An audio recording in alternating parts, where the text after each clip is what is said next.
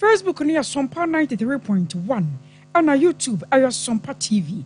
And somewhere debano near the Mokotinu Bini. O my God, now woman so for ya wapa on the for dia tuja, sa and nay, bridge kakraka, ya ababa da woman siani no. Wabara selling in abatumia cabo musania baya. Manta ma would running in a da, young woman siaba to me aya person so, and na swaffa ya wapa no senyamaya dumwa. Wamama show ya kwantempo won Samson so dia tuja was eager to know ananwada former vice president kokopa won to ma Awokotoka International Airport no contract bia na ho oye ne ye betumi aka won sem ama no ayeye na yero kwame agboja ye ne wapa no se road minister kroya wono so akasa adia tuja a kire se roto no won sansam no wo mo mampanyin dada kokko sem wonya wo adwuma na so setede waye ye nei ababewie yense yi ana ya tete se kwato ye mantamu a andisi amanyekuo no won ma hyase ya MMDCE wo vete wo mo ya ototo dodo no ano emo sansam so ya de bebremu sanso na former parliamentary candidate ya wo Obuasi West akroponi mu wo no so akasa ya wode atodwa atrasa de hia won ma firi mu nam tawantawo a esi ya wo Anglo Gold no wo basra pa sa abusua no enhyeden na ne kire yada wo mbara sa nhwehwemu sonko betumi akoso na ya tete se ne esi ya wo Obuasi no abusua bi so akoso wa Mansia Central mansini mu amaye kasa nipa miensa woman so atina no mo ewo ensie do afoforo bi ka ho ane aboaboa no ansam yi yade ne nyina baba so mo se no ensie kase bone ya fase dai amanyumekọ ye dede so yi Express Group de woto kwan kwase broni krom mizo and 5G yada mo se a ensada 3 Herbal Center woman de 3 core capsules and so about 21st clinic where sciatica expert abusanyumekọ wene nkaya bi ana wan maduma so ya sene de kase bo e baba som yensanfo panyoro asante bo Benedict wana na aduma samu amaya yabatena sede entachire mabegu ho asaudi amawo medin ene akosia aje wakwade aboaten yanya brana sam no yenchechim tamalesa wotamra shabadwane yera haruna idrisu papamra bi atwam wo no na dom kuma ya no mo mra shabadwafie no wana na ya ba no dani ya wada no another dua ya kasa wono na mampanyi John Dramani Mahama wabo ne din sa bibia totɔ yi a woma Ghana ngomasua mu no waba behwesa soafo ewomuo na an appointment committee won matana se womra shabadwafie ahyase asa papa womu doso no atotona no na won ma hwede woni mu de obetumi aye ane nyame ya dom na se mana kwanya no a sane obesibedi woma Ghana ngomasua akwakodu ewo mayi mu na eno na panyipa nya kwanya no atena kwanya hyehye so ya na wo mototo na no waba ba kyerɛ mu se sabana woma Ghana ngomasua mu a ye woma hodo mienu ye won north and south ya se wo hwemu a south de no abra won mo ti suku na ye afia pem aha nwotwe adioso ansia 1876 ana woti suku afa wo ba north de no so afam no a afia pem aha nkona duonum baako 1951 entemo twepa aka wo bia menne wo ko wo mo a wo wa chifido mantamu ne upper west de kaka ho no a suku mo nsansam wo no aya na akwa bibia ho sansani padodo no wa hu ne said yedi kan asa suku anhyada mantam ewo honom entia na suku ne kono enkoda ne nhyada hunu nani so abia mo nso ana wo ko mantam awodo pinu wa mu a ye won koda ne bia wo tete nua ase ane ade a won mo sua ade sankoda kro ye aduru bi si ne wasia wo me ne wo wo kromu a tete classroom akase mu ana kwakotwero wo se koba ne sa no a aya na bridge ne mu so pa sasa kwan ye tese ye betumi aka bomu amana baba yefua anu nti nyame ye adom no baba tena konya no so ma Ghana soafo ye obehwe ngomasua wonsam so a wo be bi diaboa ama sadie yatimi asia no kwan no man no ngomasua so ye ne yaka bom na baba yemu. It's important again to recognize that as a country there is the northern-south divide when it comes to access to education, beginning from 1876 when the first school was established, and subsequently in the north we got ours around 1951. So you can imagine the gap and the deficit. Even Achimota School around 1924, at the time that Tamale Secondary School, which became the first in the north, we will work to close that gap. Indeed, even for the implementation of the free senior high school, it is noted that participation rate is very high in northern Ghana. That explains that probably it is true that poverty was a problem to accessing quality education. So it's quality, equality, and equity. I also note that there's about 5,000 infrastructure deficit when it comes to provision of junior high school, basic schools, and secondary schools in northern Ghana, and also in Oti and western north. The statistics is not too encouraging for them. The urban concept, many in this area have taken full advantage of it. With the rare privilege of the President entrusting me as his Minister for Education, I will work towards equity and improve quality to education at all levels of our country. I would endeavor to close that gap, recognizing that I may have to do some affirmative action interventions to. I was your way, my Ghana, so for your pound or Senyamia Tomwa. Young woman showing some so Baba Shayra Harna Idrisu. Now another diversion committee no a wɔmɔtena sɛmra sɛbɛdwa fie no anye rahar na nko na kopie mu ye rakwame agboja wɔno so ayɛ soɔfo ya ya paw no wɔsɛ nyame yɛ adom a ya kwantempo wɔn nsɛm so wɔmra mɛyɛ bi ɛmfa ɛmoa wɔno so kokopie mu ɛwɔ wɔn makachi na ɛwɔ na panyipɛ de baba to dwa akyerɛ sɛ sankamra bi atwam wɔn kan na abanda dan tie yi a anya na sɛ former vice president Dr. Alhaji Mahmoud Bamia wakwaji ya nimguasi ya poto wakwaji na e-gate ya no awa kwataka international airport kwa wi akire ade biami wasi twan memie se wogina hwani wasa sade no wakwa so no na ha adwene pa na aye nimguasi kase se baba bato o mayi sanse wamokura nte ya wonmo saka ya kyerɛ Ghana Civil Aviation Authority na sad media sonko a wonmo yese e-gate no ahyase no mo so mo ye ne free yes ka bia nimwo ekwawi akire sika twetwere dia wamotete yasa awuramu aye 1.7 million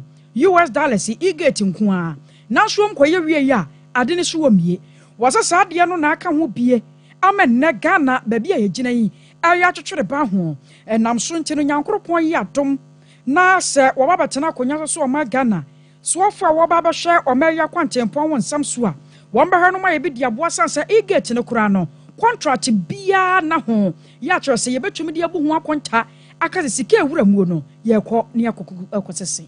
Repeating, this e-gate integrated system is already part of what another entity is doing for free. The records are there. Go to Ghana Airport Ghana Civil Aviation Authority today and find out whether they have started implementing a project which would have provided the e-gate for free. And come and report to the committee. So this matter must be settled. And that is why I say that Ghana Immigration Service did not debunk me. They actually confirmed what I have said. I know exactly what I'm saying. And I would even encourage them. As far as the UN resolution is concerned, UN Security Council resolution is concerned, it is the law that we have done for Ghana Civil Aviation Authority that is what is supposed to be used to implement this. Immigration officials are only supposed to play a role. Second, it is also something that Ghanaians should look at. Today, we have over 1,000 immigration officers working at the airport. Can you believe it? 1,000 immigration officers at Kotoka alone. Yes, it turns out some people have to go to work once every 2 weeks. So I'm not saying immigration officers are not needed, but which country do you go to that before you check in your bag, somebody checks you? After you check in your bag, before you even approach the immigration officer, 2 more immigration officers look at your passport and give it back to you. Then you go into the booth.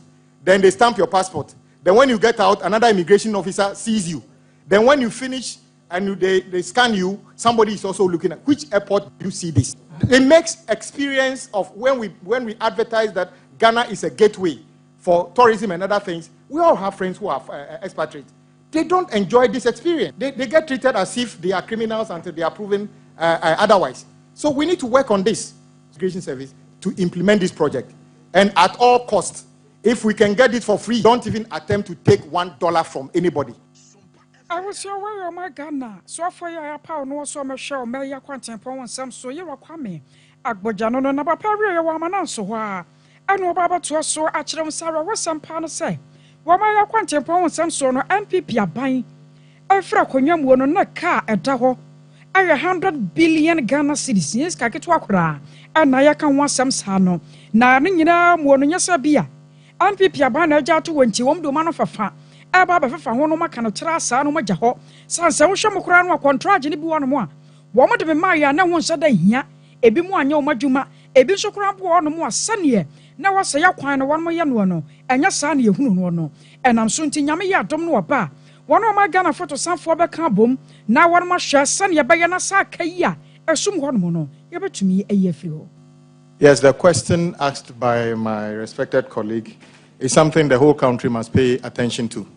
Indeed, in 2017, our respected colleague, who is no longer a member of parliament, in his word, was alarmed by the fact that the NDC government was leaving a commitment debt of 17 billion Ghana cedi in the road sector and 1.5 billion cedi that being certificates approved, which were not paid.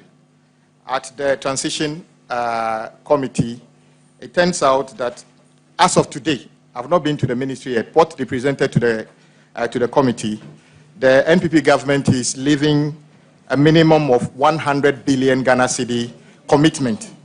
What you should be worried about, though, is that in that same document, they are saying that certificates unpaid as of today from GOG amounts to about 20 billion Ghana cedis. The ones with road fund is about 15 billion Ghana cedi. What you should be more worried about, my brothers and sisters and colleagues listening to us from outside of this hall, is that if you take the indebtedness up to 2025, which is the road fund debt alone, out of the 15 billion, look at these details.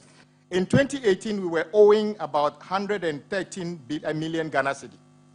The interest on the 113 million Ghana cedi this year will be 665 million Ghana cedi. The debt was 113. The interest on the 113 is 665 million. Usara no achi no na panyipa ba ba kire mo sa asem we kura no ye kan sai na obi atiase sa we do obi ka 4 billion Ghana cedis na ba wi akire no obekwa akotue nipa no moho 15 billion Ghana cedis na asem we kura no o ma ya ni ska na so ye ho sa primafo nam so nti nyame ya dom no ba betena konya so a sa contract no wa ya na ye de be mamma ebe wi akire na ho nsi ho kakraka no obewe seto obetwa. When you take 2019, 210 million. The interest on the 230 million is 960 million Ghana. 2020, we were owing 424 million. The interest on the 424 million is 1.5 billion. 2021, the debt was 616 million. The interest on that is currently 1.69 billion. 2022, 693 million, and currently 1.4 billion. The question is, how do I explain this to the taxpayers in Adaklu? That we owe 113 million, and the interest on the 113 million is 665 million. I believe the issues about the road sector concerns all of us. Everybody here wants better road to our communities. These are not monies that have been thrown away, but it's because of the way contracts are written in this country, which says that if somebody raises a certificate and you don't pay after a period of time, 30% interest accrues on it. So this, as a result of the 30%, we are made to pay 15 billion on road fund alone. The question is, the 20 billion that is GOG, what will be the interest on that? Nobody knows.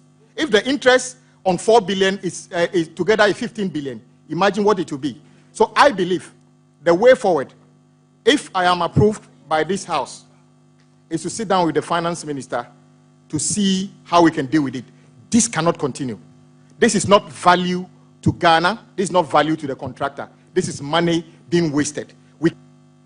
Oya sika ni ya shene sa no wama Ghana so afọ ya pa no se omra mahwe ya kwantempo ho nsem so yi rokwa me agbodja ne ote ne nka no na efa ne roto ho nsensem no nso wopanye pa ka bibi fa ho pa na ewo no ba sese sa de kura hyase se abadada na penso wo mo de ba so mba betwam roto ne ne ade no wo mo hyase se wo mo ba aban ne kokko se ba ha dwene na yanka hu se roto no ani hwe kura de ma mayi no eme ye sika kakra yetumi de boya kwantempo no ho bra ama esoso nneoma no entinka aba no kura sanka wonyi mfiri wo sika ni so no anka wonfa kwan bi so ma sika no bi meka ho anasanka obesiesie no na ababa yare foforo kura na so aba ne bu nnua gu na somu a ne nyina no wafa anya adwuma ne roto no atwamu na so ntinyame ya dom na obabetena konya so a roto no obeye bi diaboa.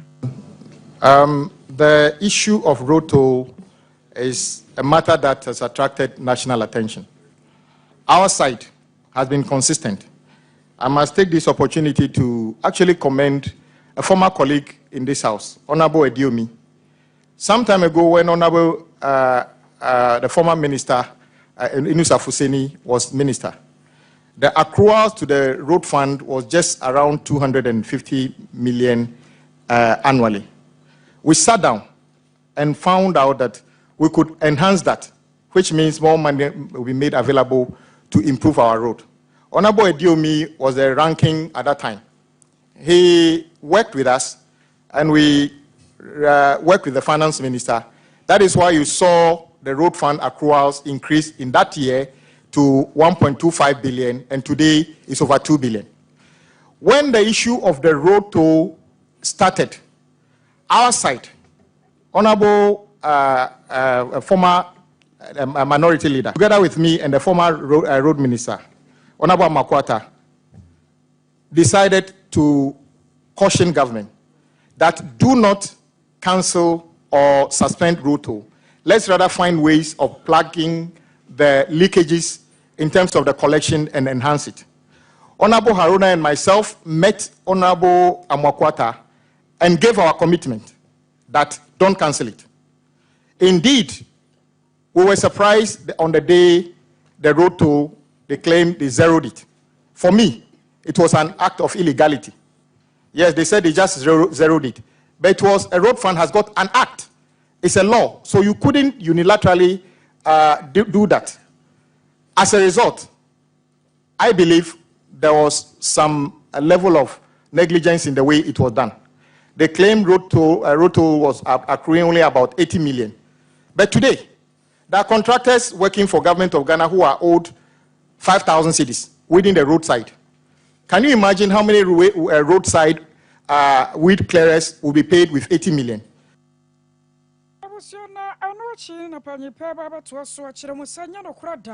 Sa abanda da ne fra konya so na free 2017 abapem se wo mo free suo no na kwan ya won ma ye no kwansine no mpem du bako wase bibia se ne hono mo a etesa. Yes, I remember the president appearing in the house as part of his constitutional mandate to update the house on what is happening in the country. And he made us aware of a certain figure of, at that time, new roads. It wasn't pleasant to try to contradict the president because his source of information are better than mine. But the figure 11,000 just jumped out as new roads. And my side said that was a bit less than the truth. Since then, the agencies under the road ministry attempted to adjust the figure as part of the transition. And you remember our view was that only 617 kilometers of roads were new roads, so to stay at the time. At the transition, they provided details. At the time of the transition, the new roads constructed is 673, which is not far from the 617 we talked about at that time, because it means that few more roads have been completed. So that issue is in a record of the of Parliament that indeed Ghana did not construct 11,000 kilometers of new roads since 2017. Sorry, I'm telling you, I hear a Kwame Agboja, so for your power, no say, your content power, some so, Wamra, and may be from one. After your quarter mantamu.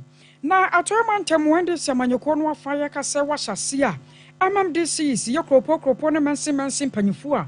What about the down on washa sia out to one no? Now, an anno fiada ye chamu no, and a surge mediation queen, a sassia, Sarana Santamantemo dear Tianoa. Any pabas were hard your son and watch 138 and a nail will go swada out to one and the shama pa egu aquemu. I can be a matoyaman temu. And this Yamanyo quantity in Nana Quajo to ku. When on central forward in Comodia fancy say, who Sunny or Musibi Econo. As you may well know, after our success in the general elections, we're looking forward to the swearing of the president that has been done. The president is in the process of building his team.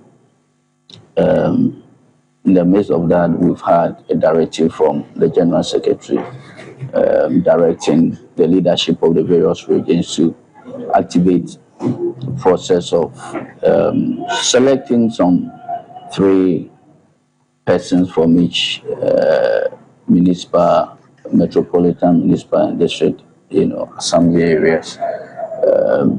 To be given to His Excellency to select one out of the lot. And that is the process that we have activated. We started the actual vetting yesterday. The number involved is about 138. And per the schedule that we are working with, we did 3 constituencies yesterday. Namely Amenfi West, Amenfi Central, Amenfi East. Today we are dealing with the Nzima area, Jomoro, Elembele, Evaluejura, and of course Ahanta West. Now, I know what you know, Anna. I told my time so for your power for one morning for Joseph Nelson. One of the so to us, which are such a shame to Media Modia Bedi. That one constituency, 16 people vying for one position by all means. Only one person will go through, but we have let them understand that they themselves coming down, they know that it is only one person that they will choose. So in the wisdom of the president, the recommendation that we do, we need to go with 3 candidates. So after, interviewing them and other things, you put the party loyalty, the hard working, the way you conduct yourself also in the constituency. Give us the know that, look, one Mr. A or Madam B or Madam Y qualify for us to recommend those 3 candidates to Accra for the president to pick one out of the 3. Now, I know what you know, your Bomodia, I know this should be almost so prebio, I MMDCE, no, Yanni been so Kasai. Cool, a normal procedure. Juma Wayama party, and they try to test your integrity, whether you can executive. That's what they try to do. It's a hono. A value Jula Honomono. Yeah, revenue collecting very low. And a baby, I was saying to you in Saint Track. Tell me the Saint Track. Me pede me MC. Is my Easter municipality now. You were a cool make a day a cool basan. You were a value. You were a jomo. You were true. Now the Mukuin now and the Missing at the value nana. One oye. Never jura and not finding yet. Man, they have done a very good job by ensuring that they give fair hearing to answer via Edbema. And I believe that they have done a very good job. Ubia or equal chance to express themselves in terms of question you baby sir. And every question is also lined towards the success of the assembly. The bank campaign team led by Honorable Imana Makofuba, which you see me as a spokesperson for 2016 campaign team. Because necessarily at that particular election, 2018, but I said me call constituency secretary. and went unopposed. And in 2018, na Elembre, there was one problem, and now you see the head the power. Now assembly election. At that time, na MPP, 18, MDCE. This year be a watch na pre MMDCE what to yamantemu. Na woko Obuasi West Kroponi mu a. Ama me first love appear kanin wano. Also a shasa ye beto no so aba. Anase mpo ye beyi no no aba be MCE. E wo Obuasi West Kroponi mu.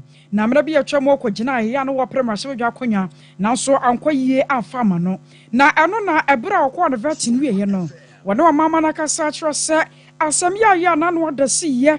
Ewo Obuasi ye Anglo Gold wi akire nipa be se nwotwe ene akira hwere wono nkwa no wasra pa se abusua ensaden na wono machekere wo mo resan se wo guso de hwe se ne be ya asemi enhwemu mapa ebetumi akoso mo ato rentam ewuo no ekokoto wo de yefra wo kodo eho na ya papa atamno siti ase nyankopon fa ne kra nsie ye de ma wo now 2012 atama ya papa atamno si free mu ya papa John Dramani Mahama na be take over Anglo Gold Ashanti se omu hia omu asase nti omu de His Excellency John Dramani Mahama Echo Court omu de omu asase back se omu siesie ono mbesa akwa asakwa komine bi 2014 enkola 600 ene ko kodo omu wura mu ko underground kokodi sika omu pie ba no ana sojafo eche wo mu omoche wo mu no mia mikro ya na mesan so gina mu ehwe se ye ni assembly members be yi mofra ni na etuo bia anka obia na we de enro ade na sane de na ye de na ba ye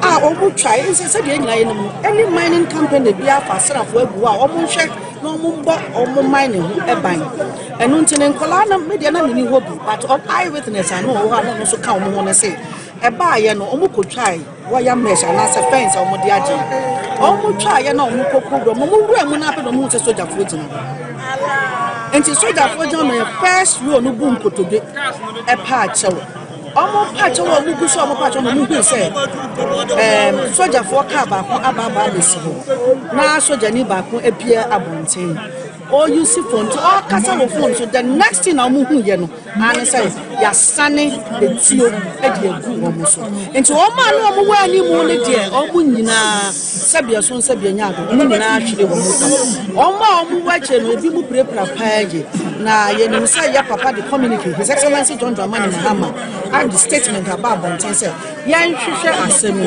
na baby e wo say de to bia ye mfanto so worry your mama first love appear kanin return and kan one so sure so obenya MCE awo Obuasi Kroponi mu na sabre ya busuama na boya ya saka chemu sansa anno dana nipa nwotwe na ne yetete se won mahwere won nkwa sabre ya tete saba ko afri mu de aka ho a wo mababa ya nipa no enkono na se akwakoya rahosem ye pa na anam so amene asantemantam so afo a wapa on fofo doctor Frank amwakohene wo boanan akwa Obuasi government hospital akwa adahye binum a wo mo ho wo mo prepara won mo so yedo makogo mo kyere ni ade akwa sane asetena no wankasa emusitie na ano no de ato dwa akyo se nyame anim ni emu ya pa na so mekonim na wo hye omanfo bo se enkonkosi se ya wo mbara se wo behwehwe mu fridge so rakopem tre na ba bi asem ne da no wo betumi ade ato nsi adehye ndodo na prepara ye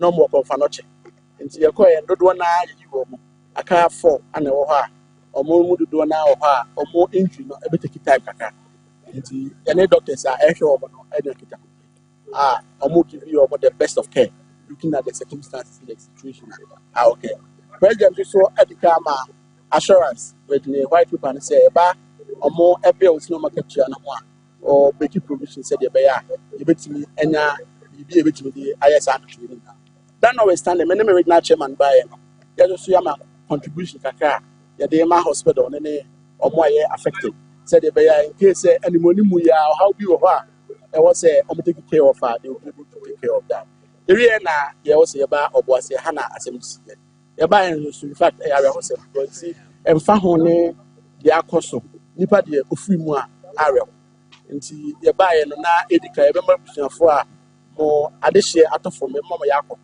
the buy no so ye real makwakohwe eya adehye atofo ebi o ha na ntimi identify o but the phone ntimi identify be buy na hemfo e wa ha ene imamfo ne panifo de da kru na no e boa ma yatimi who be said the bear at the end of the day, no, you bet me, I'm will be answer can the bush and what me I said the fatter. President Emma directive say security agencies need investigation into the process. And the also Omasha say, entry beyond the medical director and police commander, the didn't get on. Pathologist nam kwa so awoba oba obehwe said the bear and krabufu was a mutumi autopsy no na mutumi de made hye ko no mutumi enyansa ye kan na say mama akoma no embrafo na munya resu mu say enya de say mubeyi mpanifo na mpanifo no ayoma de say bedi boni mo na mudi esi so na maye mpanifo enti na ye papa mahama ote assembly no ana so a wama assurance say baby e was wo he no de year 2 year bia in terms of kwaya niema we na fa so see there no wama investigation e ko so enti de besere mabu ye say mama akoma no mrafo na yenka ye homo imbo yenianom a omato no so mu so machi na ye basabasa we ye kwa na no so mani ani ti yema o machi no enye boko na nya gidie say na kopon ya adom a obi a ne huwom ye kofa we buy investigations no ewia ye papa Muhammad na be si for me teach say sa atowenchema atoye yi no ebi ensa insecurity mu ye wa na ye ne mpanifo eba ha na de ntie eba ye no ntie beda. So where are sentimental so for ya pound for your frank ammo no watch you know and Ghana National Association of Small Scale Miners one more vice president you are Samson a Kofi one also so the two ja trust sani akwa ya no wo so baboa amanhwehwemu no akoso na afei eduru say yesi ade hye no a wo so kakra wo mu no wo ede ba beboa enura anopa na eye yen repa na se eye yen district no executive say wa ha mpanifo ya so ete e wo national se eye Saturday no anwumbre ye minus no ebi ene AGA eye security no eti akwakobo mpo ni mpo ama nipa no ebi ewu afrimo nti bre ba sa no mpanifo eye district executive no akwanya se omo modern se ombehwe na omo ewu no kwa mbefa so omo do mbekọ kire afi omo eprepra no so no omo ni akire na omo hwe na yempe ayarehwe nso so emfa ema wo mo na afi omo nkoso nso ne youth no so enkasa se ne be ya ensa ankofa yunu foforo bia mba sanse na yenyina ye tie fa akono enti na ebi won kran ne bi wokuma senti no na ewose ekeka ye ho ebom na nyame ya adoma eye enne anopai no eye Monday ne yenyina atimi ebibihye enno na nam so a national executive no eye vice president me ameka say me ba me die animo ne general secretary nso eka ho financial director nso eka ho na Korongo district chairman so eka ho Anoacho no small scale miners one more chairman your word dance kronimu ye Kofi Adams one so kakra etwaso we let's say ye estimate ye take full sense na ye be ba ye ba apwa ye mfasa amonya sam no ento nkyɛn ansa because ye di enunu be frem a ebe ne ma bebre ana sabi enye nne ana saade we ebe happy say party way and also man kwala na say omonko ade we start here over more than about 20 years ni Obuasi issue and I'm a boy MPP bako esi NDC bako esi they say NDC breso na esi NDC NDC for na so ma MPP breso mo na so ma o ana aye youth na ewo man no mo na komode o ma na o ma de o mo pe eye den eko enye panyini bi na so ma wo bi na mbom ekom me de obi say as a chairman ne me meti en dia ekom ene de o mo ko sana me ka kire enye obi ena hyeda so ma o mo se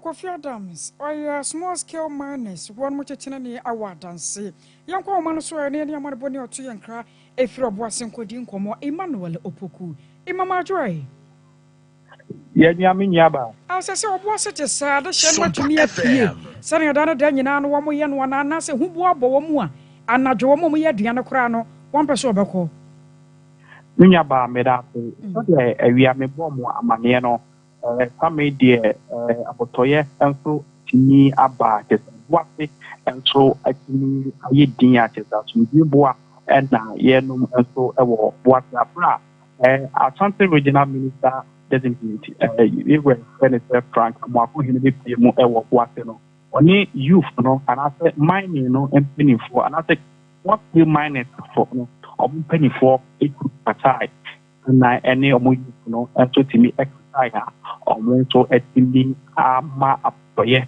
so etimi apapom it can say when chiomo may President John Dramani Mahama was statement say may investigating and so intimi and also and then all the a bit me aba sa a fat academy on a better step up to Jibwa and so and Galamtino ne mine to betimi no said a better adi and so betimi aba our party say. Until now, sir, I know 1 month to me and Kosuku na the bear potter na Wamodia Sassans and Ray was a release be about Monten so no more say Anglo God Ashanti, one more schools, no, one more out to tomb. And I am penny for Cassam and penny in the Diaba, na Ashanti Regional Minister, ya power no so about Cassano. Sukusu no or my yard, so baby. Binyaba said school to the release as well to be a bar and what is enough your Obuasi West public school and after private school and after 8 school no made by say not what they Namia domestic no among 8 school more no and school level and I know and so with our opinion not any Numa and the Bibian TV apostle. Matinti kwada mum kwada na patma Wednesday idea ni na for and after bank and after government institution work no on to betimi after edumafe they say I kwaso ho no ayesai amabuno na koma to wo mo yam sa fe do mbeja bibia manaka emfa ho ane nipa binum a won mafiri mu no won betwen amahwehwemu so nkwa kwaso na the mebuna na epe and a buying back and nothing penny for back now or my TV after a seminal the by and name it people so it may be the mebuno epe and attention and to me across the prepare and attention and me across the and mobile at your not any or more AG AG Kuno and so at the meeting at Nasunjim the Mabruno app is justice and so a bit I interpret it. Vinyaba Sama Mabruno and so app almost justice.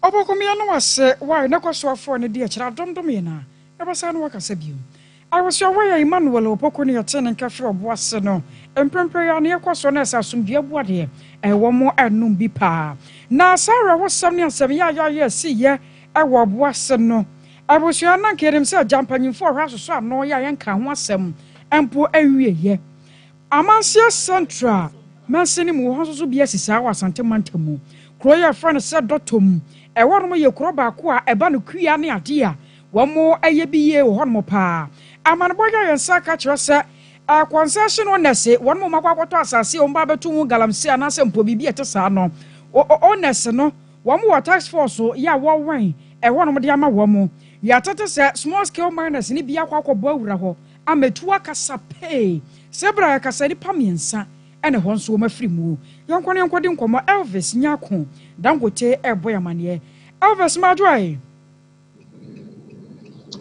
Elvis otemenka man no tonka on akrono minyane ye dotom in fact I dotom Amansia Central mo boya nkomo ai aba no sai ma me dia tie me say dotom ye oche Amansia Central say da fobu Sompa. The attorney said, a year concession owner be a Obuasi. Ana offer a man here, our task force, a good care more, Amoko, Galamsey site. If you're Moko and pinche could see her, and a Namsua, Galamsey site, no owner, Nansua, or Honor so fair. The metro man for Jacobu, a ma, almost a bit Chiamo, Quentin Fia, a trio modane, a trio gu almost. Yeah, it was a funny be a year concession, no. nkɔfoɔ bi ɛhwɛ ɔmo nkwa sisi a no kasa yi nipa mmienu ana ɛhwɛ ɔmo nkwa apee mu hɔ a ana nipa nkono nso ɛda Obuasi AGA ayaresa ebia eti na obusa na de etie no ono bo wo mo so de no na nka wo mo kwakwaye de wo ho no mo ankasa etuo ya kasa yi ma me de etie no say concession owner no akọ Sompa FM the say for no say concession ye ne dia eti wo sika bi ese to otiama concession owner no eno ana wo se wakọba akọmienu enipa ni mpese be pia sika no eno na nam so a oye na adwente ene okọ afamranti aka no makotu omo machine excavator ho ne yeba eno na anti cyclone na ne da ono se nam so a ofre Jacobu adihie bi a ebetia omo kwemu a oye etitutuo just nipa wo ma pra ne yoro do se sansa wo mo ma wudie wo me yanwo same yensa meboa de omo wuye ne ye mienu na wu atoye mu ha na enipa enkono na epepra ya amoda AGA hospital sia no wo mo prepra no concession na no waka ho bi ano no de bibia anka wono ko bi beto ne ho ba bia anka no ka ho beti ne ho ba bia anka asem ne kwaba no se no abambofo abamu ana etianam so ma Oba Jacobu a police force to one suffer no ma on so by ebetro na no asem enti say de afi na omasa process ya omugusu a omoye nhwemu afa ho abusua no sesa asem yi anno de bi se yakura nchaye ya dwondwone ho ne se ne ebi nso asasie ade na abusua na kare afa we ho hello yero wotemenka hello honorable wotemenka afena metonka na me bisa se kwaba ne sei no abusua na temi ase bibia kire wo na wo mo a wo mo de hye afiri mu no wo mo de hye afiri mu no e ba asa no na omo ba Jacobu ana on be team so e ma yenye ko police station ho ana se ye enkremofo FM won tro nya no ye enkremofo so ani ti enkremofo efunu de enka ba bi enchi tie nya ye de chema omo nsa kan mo mkopom ba bi abre eye enka omo kopom mi ni na abre eti no na busia tena se ye eno na me ye ka me ko Obuasi no ku che busia ana Obuasi nso pinche fi o ndima dwumi anko ti be dia said afoforo teja emuju a na makọ na busia na hu je abusia na mo nso mutuo afa ho na ono bu se ya no ehot sei ehọ adwo obi akoma ato ne yam se hwehwemu nkoso ana to see the one the bass anu the bibia ni ho a CBM sisi okay bibia CBM ya hu awura bi a the video adọ TV so ya hwe wo ya abode wono ye hwan ankasa de omubo no tuo no wono ka sasa ya mu se bansere minim se ya bansere dia eno so danchen edane nchen sa ma me dia tene te bansere na egunasne okay ye kupa no na egunasne na yetete ye na edigu ho ono ye abode a concession we na no ho ya wone no ba sa one ba sa duty no sa da no opon ho bi omo mo firi mu nyina de omo ye no nyina ye concession na nkofo Jacobu ni bia de ne ho anka ana omo mo prepare ye nyina anso ye Obuasi for concession na nkofo ne prepare ayara husemu ono bo no wase na nyame ya domu a bibia ne yebesa aba oprum ya no bie wai mate I was saying na kasa ye honorable Elvis Nyako dono abonoma no se Dangote ne na kasa no were assembly member Awabutonsu electoral area na sare hosem a akoso no eni gina kra ana Obuasi BC ye na se ne wonso so yasanso atibia free eye dotom amansie central three herbal center na yakan for dia mo bibia ebusia wo mo de three cool capsules aba eye kokoma setadro wusisi ukoko wayam timu na ha wana kwai na mpanyimfo enhwew kwala na ka ba da ne ha ba misty anasa petan ka ba ne nyina no wokọ benya bi no wato anasa free na pandodo mu tu e was 0546 107 0546 107 Mizo and a 5G drink and a year come for Diamawo. I'm not dear tea po. I want in one more, na surgeon in Nasu. I was your question overseas Junction. Manager Daniel one mobeto Biama 21st clinic in ye. The sciatica aspect. Clinic when I was young one major was what the Aja. And ya bibiao. I was sciatica yadentia. Yes, I was sent in action. What about number mu? I must show a much shown. What na see a boy so dear boy na fair to near wompe. And so yes, Anna trading upon war. Kwa 21st clinic and China doctor phone shows and so woman happy. I want the pedian one. Waba massage or come and what didn't know and so I can home. Kumasi or show overseas Junction. One by Alpha Radio Obuasi. Or Castle Cotesu, Accra, Domemaka Sunyan and Kranza, and na Faye Tachiman. Bibiani afraid. 0540 311 311 0540 311 311 year too far. Yakwa Canada. US. UK or Holland, Australia, New Zealand, Germany nyina ye drew ho. Na here for na kwa Express Group. Ya do what to find the work ko sua de. Wo kwa ye dwuma scholarship bi to holidays bi ana. Kwa na Express for no mo. Kumasi wasa for labor runabout Accra. Kareshi First Light 0249 00 0448 0249 00 0448. I was on your way. 99 Hotel. I'm Rossisia. 21st clinic a sciatica expert. Sciatica no o nerves na wo to ase na fa wo siremu na fa wo nansia besi ase ho no. Se ho techema eno ene ye fa ne sciatica. Na etimi bubu o to ase ka wo se dwe wo sirem wo je ho ba bia enye. Na no na 21st clinic ba ye adwuma pa wo mu ye ntia baso bo magine wo Ghana ha ene amono ne enya asem ketewa.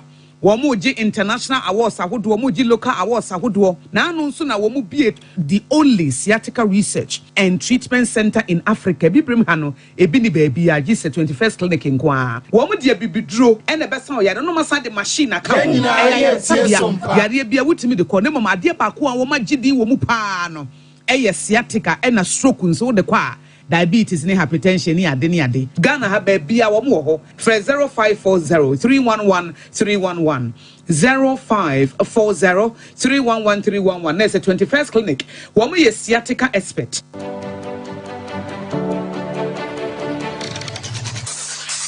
Introducing Mixer 5G Sparkling Drink, a whole new refreshment in a can. Mixer 5G is a tasty non-alcoholic drink. It is a perfect companion for all your events, including parties, weddings, and funerals. It is made with green tea, ginseng, guarana, grapes, and grapefruit. Get refreshed with Mixer 5G Sparkling Drink. For bulk purchases, contact 0246 270 221. This advert is FDA approved.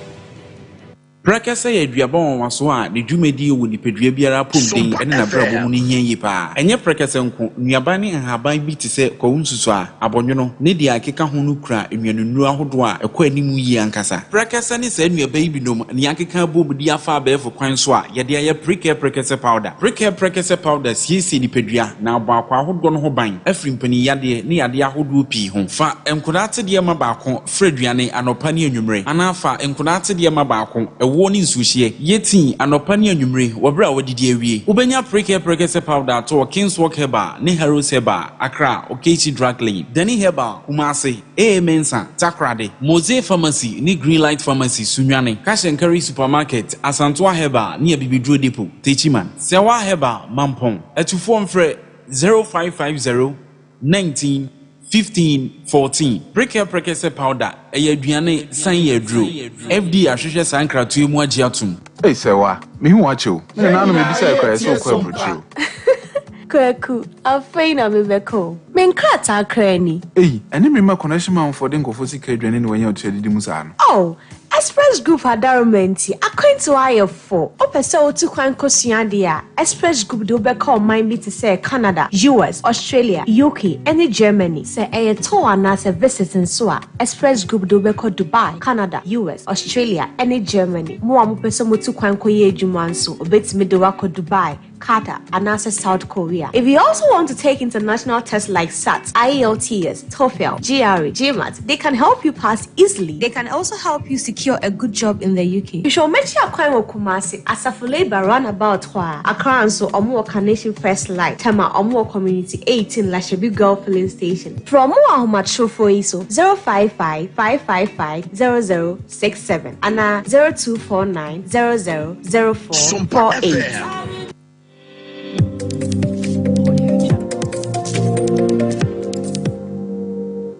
Sompa TV, Emma Aketiapa. Emma Aketiapa was so yet was so now. Reverend Dr. Abraham Nano Parekwachi, where moderator ya Presbyterian Asafaya or Maymu General Assembly, Wadano and Wadia to Jar Atrasa, I am Pempi no one on the Paradon Waka, Samabun Pajum and shop, and Yamabun and Pajumu, Juman and Pawomo, Sansanya the Adjuna Pano Sadana, then you know who just saw Naya Dandan war. Sanka Cabraninia, Juman, what one a Jana Swaboni Sutu, I ran a tire, and quant and a few cra, so one to a few minutes in a tem, and I said, what on far the Antonio Cohon, so I called to 2 and 1 and Crofosica, now I'm soon to Abasara buying, so when you be from way, none you man want me being a gunner for any be. About the Sansa when you not to jar our banco, Presbyterian Asafo, ya or no, I was such a Kumawu mensinimo.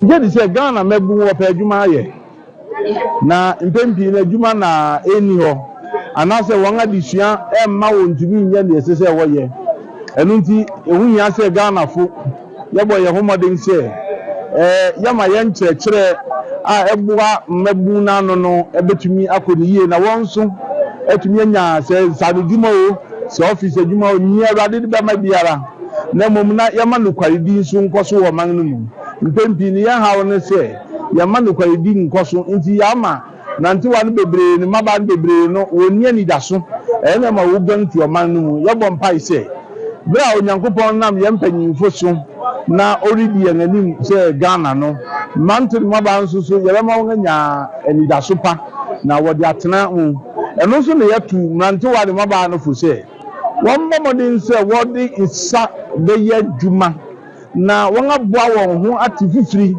na wantena sɛ esusu sɛ wɔde mana bɛbrɛ wɔn Israelfo no da wɔwura asase no so pɛ ɛna mana no nso atutwae nti yɛn nso yɛn ho sɛ mana no atu atwa sɛsɛ de yɛbɛdidi a na gye sɛ yɛn ankasa yɛyɛ adwuma. Awusia na no akyi no yɛwɔ kwame adubɔ na wɔno America mɛmo no wɔte yɛ nyame yɛ nadomu a Rosby Asafo ya no ɛwɔ banko ɔbɛboa yɛ a wɔsi yɛ panyepa so kyerɛkyerɛ mu deɛ ka no a ɛma wɔyɛ nyam so adeɛ sɛ. In Ghana here especially, it is not common that we return to the places that we grew up or invested in us to help them, especially when the Lord places us in a situation where we are able to help. And so you find that across the nation, whether it is the Presbyterian Church or the Methodist Church, the Anglican, name it, you find that when they start a church building project, it takes a long time because the funds to do these projects, it takes a lot of money, and the local congregation tends not to have that kind of money. And so I want to encourage all of us out there that if we have been blessed by any group, whether it's a church or school, and the Lord has lifted us up, let us turn back and then find a way to help. We don't have. Afei, Superintendent Minister Yawa Banko Mansini Mu Presby Asafo Reverend Samuel Kwasiamuako answer the kakra to us. Da ai fi osu Nyankopɔn na ma ankwankwa bia abua ma edan agu da bia e o se dru se na nipa mamu a nkanye gomene ya soro na ho odin ene ni nyina soro no a na ke ntimi ko ba bia nti de osu asida ene mo nipa bibre bia wa boa me amani so adi hu na me de ba kuruma no eti abam pepe de obias boa me nya dan dia ene asoro man so se otiri se o chenya me so no yenya boturo bodo nya me so no yenya na yenkuya ho Yesu Nyankopɔn yi. Abusuaya toa ansam na so na wasan na kwaku Atachi ya wadika ya kuko mahene.